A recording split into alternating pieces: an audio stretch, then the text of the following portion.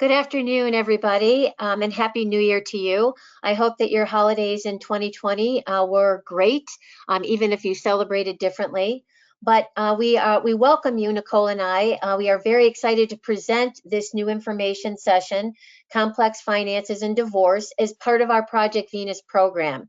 We are both passionate about making sure that women have access to the resources they need to be both financially savvy and independent. Project Venus is the initiative we co-founded where women in transition are connected, supported, and inspired to enrich their lives through financial planning, education, and partnership. While the focus of Project Venus is on women, we also virtually do these, so we also welcome men. So a few housekeeping items. Please make sure that you are on mute.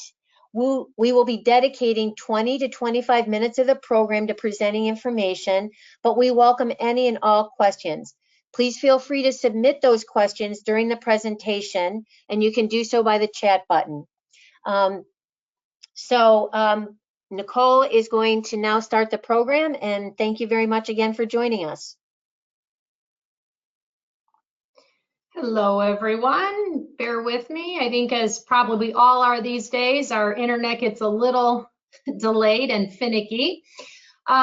We are going to dive down into some specific types of assets, but one of the things we wanted to start off with is there are common issues that they all share. Obtaining the value of these assets is very different from other assets in your marital estate. For your bank or investment accounts, you can simply look at a statement or log into their website. For your primary or vacation home, you can hire an appraiser and for a limited cost and a short period of time, obtain a value. The assets we are going to focus on today typically require a CPA or valuation expert to value them. Also, they are often the source of disagreement during divorce, as many variables come into play for the valuation, and they generally represent a large part of, the marital estate.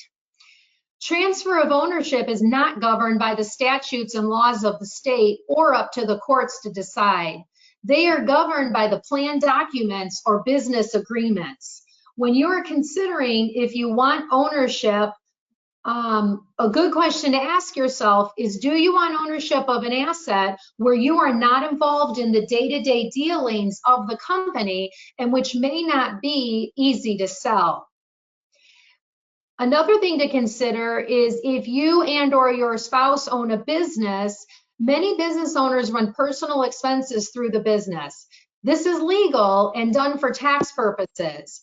But for divorce purposes, expenses will need to be identified if they are truly business or truly personal in order to determine the value of the business and actual cash flow, along with planning your personal budgets. And our last concept we wanted to touch upon is most of the assets we're talking about today are illiquid, and that means they're not easily converted to cash. Selling a business is very different than selling a stock or mutual fund. And if transferring ownership between spouses or selling an asset, you will incur significant costs to do so. So again, you will need to hire additional experts in order to handle that transaction. And you usually have a much longer sales time before that asset becomes turned into cash. Okay. So where do you start? The first question that you need to ask yourself as it pertains to either you or your spouse owning a business is it both of you involved in the business? Is it just one of you? Are there other partners? What is the structure of the business? Because that will also determine on how you are taxed, whether that flows through to your personal income tax return or whether or not the company itself or the firm actually does its own tax return. You also need to understand the operating agreement that defines transfer of ownership in the event of retirement, sale, or death. So the other question to ask is, has there ever been a valuation of the business done? Sometimes it can be done for insurance purposes or estate planning purposes.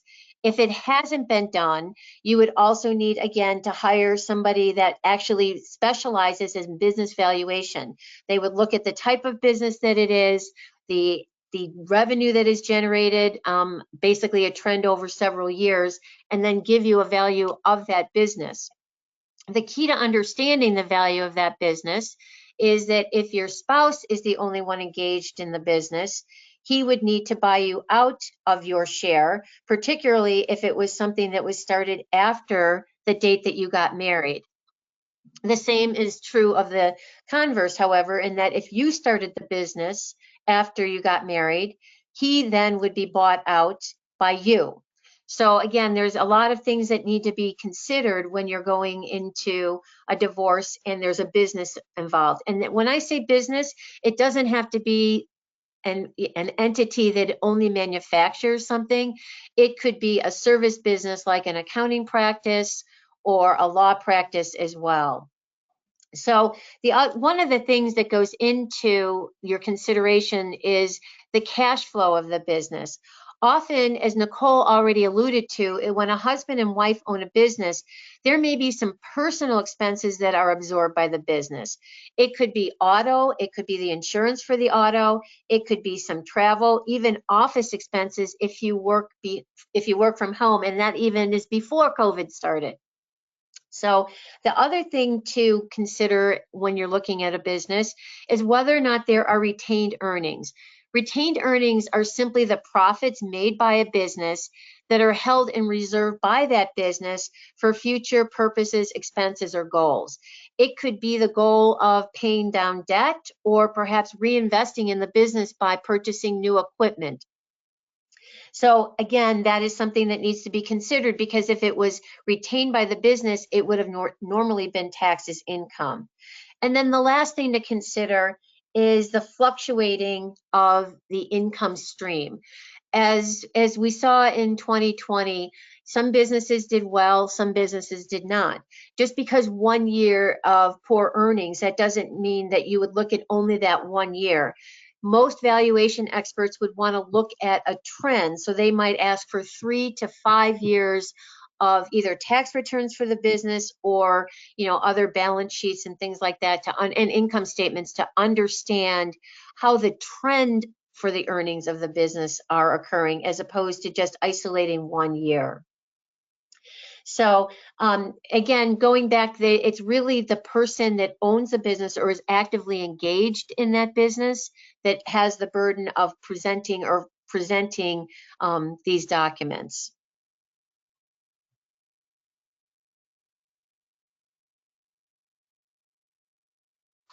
The next asset we'll talk about there's a variety of executive compensation plans. They're usually called by an acronym, but they all share the same goal, which is to reward employee performance over time. The idea is to get the employee to work to increase the stock price and/or financial performance of the company, and they are geared to keep the employee at the company. First type of plan we'll discuss is stock options. And a stock option is the right to buy a share of the company stock at the current share price at some time in the future. If the stock option is granted at $100 per share and the stock price rises to $200 per share, the employee gains the $100 of growth. There are a few models of how to calculate the value, and also with the portion which is marital. And we do like to point out that it is possible for a stock option to expire worthless. The next one is restricted stock units, and this could be RSU, it could be RSS, stars, warrants. There's all types of plans that fall under this broad category label. And this is where a share or shares of stock are awarded to the employee, and then they have a time period over which they vest and can then be sold. Once they vest, the employee has full ownership and can therefore be sold like any other share of stock. One thing to note is if you or your soon-to-be ex-spouse is a high-level executive in senior management, you may have limited windows or times during the year when stock is able to be sold. Long-term incentive plan, or LTIPs, are tied to the performance of the employee's unit and/or the overall business.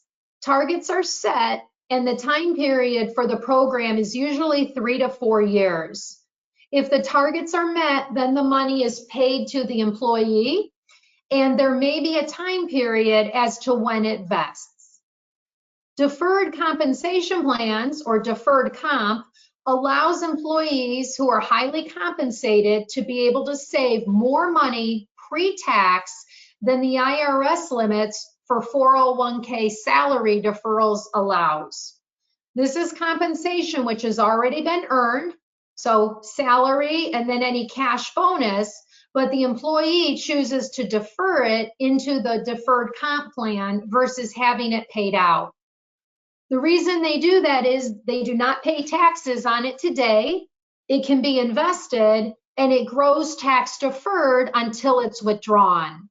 Oftentimes when Mary Beth and I are working with clients who have these plans, it's tied to a specific goal in the future, such as when the employee plans to retire, or they oftentimes will tie it up with when their children will be in college.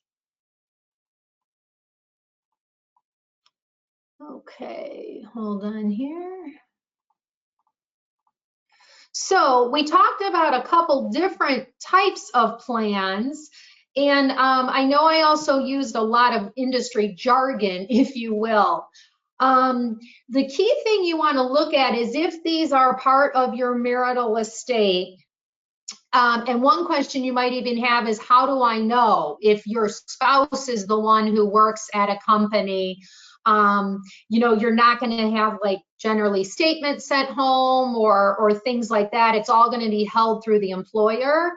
The key thing you want to do is, if you think it's something, you're going to want to let your attorney know so that they can make sure that they are getting copies of the plan document and the summary plan description. If, you know, oftentimes they might say, well, I don't know, or my spouse isn't going to be forthcoming.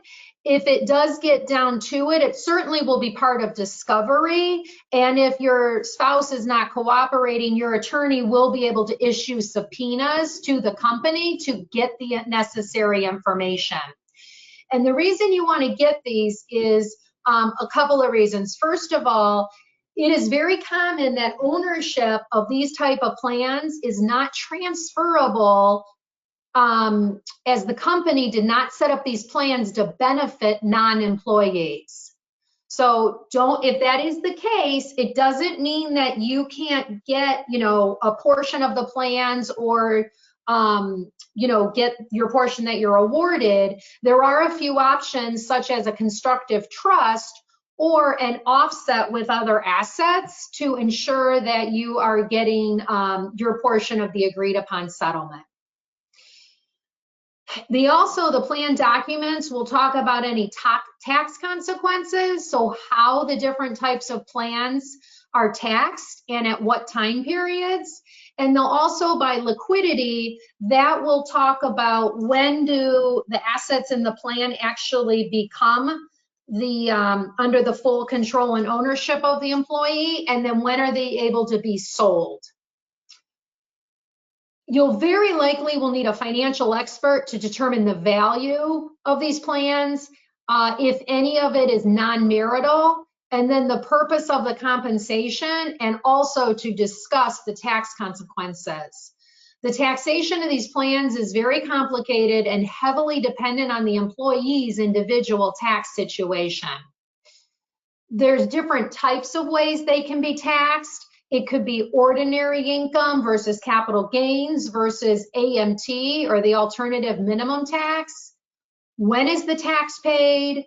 Could you still owe tax if the stock goes down in value? And does it trigger any tax surcharges? Also, as we mentioned, there's limited liquidity, so you can't just sell whenever you want. And this asset is tied to the company's performance. So depending on the amount in these plans relative to your overall estate, you could end up heavily concentrated or have a large portion of your net worth tied up in this company stock. And again, if you're not the employee, you're not going to really have, you know, your finger on the pulse of what's going on with the company. Now, there are multiple parts of a grant. There's the award date. That's when the actual award, whether it was a stock option, when a LTIP plan is beginning, when restricted shares are awarded. So you're going to want to know that. The vesting date is when it actually vests or becomes the asset of the employee. Expiration date for stock options, those are issued for a limited period of time. They don't go on indefinitely. So typically we've seen you get 10 years from the date that they're awarded in which you have the ability to exercise them. The grant price, that's the price of the company stock on the day that the plan was awarded. And then the daily share price of the stock, that of course is going to fluctuate any day that the markets are open. All of these things are going to be outlined in the following documents. And this is where, again, working with your attorney and or your financial planner, you're going to want to make sure that you don't just end up with a screenshot. You're going to need a lot more than that to understand how to value, what portion is marital, and you know, what your actual share may look like. So a lot of this now you can get online.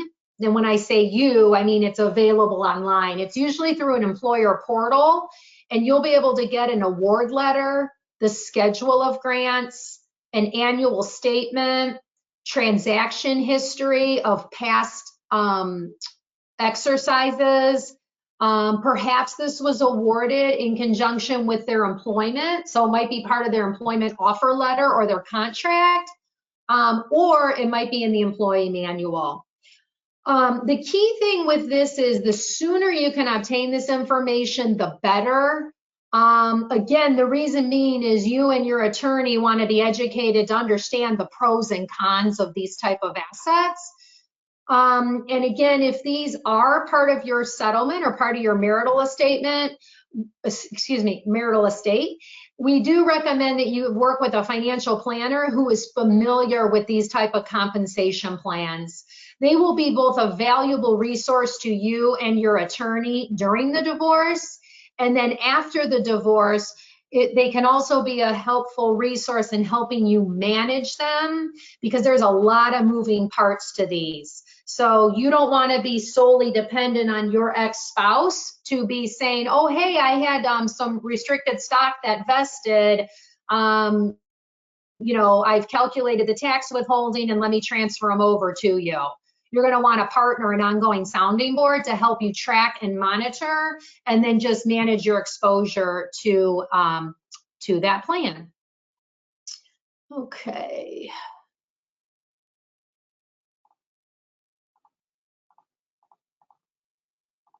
Oh, sorry, I'll go back, Mary Beth. Sorry. Okay. Thank you. So the next thing that we want to talk about are different types of investments that can be illiquid. If you are the owner of a share of IBM or Chase, those are what we call public investments or public stocks or public equity, and all of those are synonymous, in that you can go to an exchange in order to get the value and execute a transaction to sell and get the liquidity or cash for that relatively quickly. It's about a 2 or 3 day business cycle. So, but with private equity, as the name would imply, these things are not traded on an exchange and are limited to more sophisticated investors. As a sophisticated investor, you need to qualify as something called an accredited investor. So if you or your spouse has invested in these type of investments, the approach is different than you would see in a typical brokerage account. And the reason they come into being is that they are basically transacted between two parties without going on a national exchange. And one of the things that's critical for you to understand if you do have private equity investments is the time horizon for these investments. They are most always long-term horizons, meaning that you may not get paid out for 5 to 10 years. And that's fine as long as you don't need to liquidate that holding in that intervening period. So they are also usually limited partnerships, meaning that there's people that might not have operating responsibilities, but the operating agreement is a critical document to obtain, and that it will define not just the nature of this investment, but how also that you would get paid and how the title of that investment may be transferred to another person. So each of these investments has its own life cycle, and they also may have what they call additional capital calls that will be required of you over the course of that lifetime. So for example, if you or your spouse has signed an agreement that commits you to $500,000 over the course of 10 years, you might pay $200,000 initially, and then every 2 years, you might have the obligation to provide another $100,000 to that LLC. So that's something that else you need to consider as you look at the division of this particular asset between you and your spouse as to whether or not you can withstand not being able to liquidate it, and also what the long-term possibilities for return on this investment. So investment real estate is very similar to private equity, and they also use a limited operating agreement, limited liability operating agreement. And so this could be owned outright by you and your husband, or again, you could use that LLC structure. If there's other parties involved in the ownership of the property itself, most likely it is going to be an LLC structure. Similar to private equity investments, the titling and operating agreement will be critical documents to obtain and to review with each of the experts that you have hired to help you through the divorce process. So, and finally, insurance trusts. Insurance trusts were used very regularly in the 1990s and early 2000s when the estate tax exemption was much lower. So you may have entered into what they call an ILIT, which is an irrevocable life insurance trust. So if you've entered into one of those trusts with your former spouse or soon to be former spouse, it is again critical to get the estate planning documents as well as understanding the type of policy that you purchased. Often is what they call a second to die, meaning that they actually consider both the life expectancy of you as well as your spouse. So again, these are not things that you need to know right off the bat, but just need to be aware of that if you have these type of assets, that there's just additional research and information that needs to be obtained and gleaned in order for you to get the most equitable settlement that you can.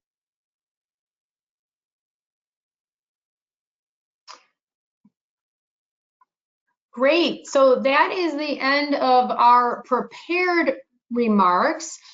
We have had a few questions that have come in along the way. Again, if you would like to submit a question on your control panel or bar, which should be on the right side of your screen, you can certainly enter your question and we are happy to answer it. The first question that came across is, do I really need all these professionals? Doesn't my attorney do all this? That's a great question, and I know one Mary Beth and I get quite often. Each professional has education and experience in their specific area. While we all have some knowledge or understanding of one another's area, a financial planner who specializes in divorce will be able to help you understand and evaluate the various types of assets, the associated tax consequences, and which ones are best for helping you achieve your goals. They are used to reading private equity subscription documents, reviewing tax returns, and also understanding the tax consequences that come along with when you get to the point where you're needing to sell things to raise cash. So we certainly, you know, we do recommend you have all 3 people on the team, which of course would be a family law attorney, a financial advisor, and then of course either a divorce coach and or therapist. We look at that as your 3-legged stool for your team. And in addition, and I know Mary Beth and I have both had attorneys say this, is, you know, generally speaking, a financial planner's fees are lower than your attorneys. So you're spending less money and you're paying the person who has the education and the day-to-day expertise of dealing with the financial aspects of your divorce. Okay, the next question, Mary Beth, I think this will be a good one for you. I'm not sure if we have private equity. How would I know? That's again another great question. The first place that we always like to start, Nicole and I always ask for the tax returns, not just for the most previous tax return that you filed, but as many, up to 1 to perhaps 3 years of tax returns if you can get them. And the reason we like to look at those is that they are a treasure trove of information. If you are involved in private equity, you are getting something called a K-1 that is an attachment to your tax return for both you and your spouse. And that K-1 provides the portion of income or loss that has been generated by that private equity investment and then is recorded on your tax return. So for each individual type of private equity investment that you've made, you will be getting a K-1. One of the other ways to know off the top is K-1s need to be included with your tax return, but often are not ready by that April 15th filing date, the first filing date. So if your spouse is consistently filing an extension, that would probably be another kind of clue as to why, because the K-1s generally are not going to be ready by April. And sometimes they're not even ready until August or September of that same filing year, because even though you have to pay the tax liability by April, and at least in, hopefully we're going to go back to that normal structure in 2020 that had been extended, but you get to file your tax return by October 15th if you file an extension. So that would be one area that would absolutely tell Nicole and me that you or your spouse has been involved in more sophisticated type investing for both, not just the private equity, but you would also get a K-1 if you have investment properties and you've structured it within an LLC. All right, our next question, what do I do if the stock program does not allow for the ownership to be transferred to me? And I'm going to assume then the person asking the question, you're not the employee of the company. So that is something you'll want to know, but do not fear, you can still own it. What it would be is part of the language in your MSA or marital settlement agreement, which is one of the documents that will be prepared towards the end of your divorce. It will have language in there that will talk about your ex-spouse holding the stock options or the restricted stock shares in constructive trust for your benefit. And so what that means is they have a legal duty to say, okay, if you're getting half of the shares, that he or she will hold them for your benefit. And then that's where I was talking about earlier, where you're really going to want to have a way and a partner to help you manage when the things are vesting, when they're paying out. You'll also want your marital settlement agreement to talk about how any tax consequences are going to be held, and then like when funds need to be transferred and things like that. So it's not as straightforward, but it certainly is doable. All right, and our last question, Mary Beth, is my husband and I own a building with his brother, and there is a mortgage on it. How do you handle that in a divorce? Again, another great question. So I would start with asking you, as the person going through the divorce, whether or not you wanted to stay involved in the property. So I'm going to assume the first way I answer this is that you do not want to stay involved in managing this property with your brother-in-law and your soon-to-be ex-spouse. And the first thing you need to do is, again, understand how title can be transferred. And you also want to make sure that you are taken off the mortgage. I'm assuming that you were on the mortgage to begin with. So you want to make sure that you do not have a financial obligation for this property. So the first thing you need to do is sit down with your husband and or your brother-in-law and come to an understanding about the value of the property, and that they would need to be buying out your portion. So, and that you also want to include, as you draw up the documents for that sale, whether it, to make sure that the mortgage is addressed so that you are taken off of it. If you do want to stay in the property, there really isn't anything that you would do differently other than, again, to confirm if somebody does want to be able to sell the portion that you want to, that you own, that you go forward and just make sure that you understand and you want to stay their partner. So if you feel that this is a property that has great prospects for appreciation, you probably may want to stay involved in it, but you just want to make sure that the operating agreement is clearly defining the responsibilities of the parties going forward. Because instead of it being maybe 50-50 in terms of the equity, where your husband and you own 50% of the building and your brother-in-law own 50, there's going to be a difference. So you just need to make sure that you're fully understanding the current ownership and the shares, and then how that's going to look going forward. All right, those are all the questions that have come across. We want to thank you for all of your great questions. Our goal today was to give a high-level overview of complex assets with the understanding that each topic deserves its own more detailed session. Mary Beth and I will be hosting a series of webinars that will delve more deeply into each topic that we discussed. So please stay tuned for future events. Hopefully you have learned the value that a financial planner can bring as part of your divorce team, along with your attorney and your mental health professional. We can help you and your attorney understand the details of your finances and evaluate which settlement offer will be best for you. The attorney's job is to get you the best settlement, and our job as a financial planner is to help you turn that settlement into a forward-looking and ongoing financial plan. If you would like it to schedule a complimentary 30-minute consultation, or if you have a specific question, please feel free to reach out to one or both of us. We have our emails up on the screen right now.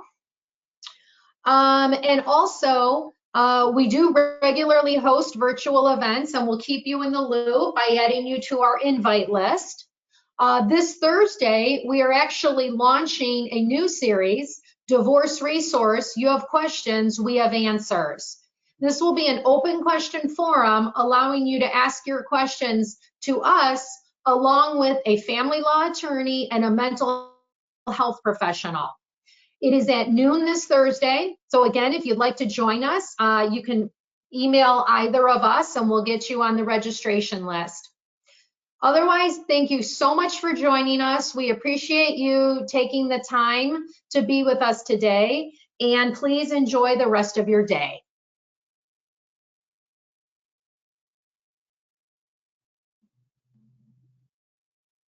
Thank you, everybody. Have a great week.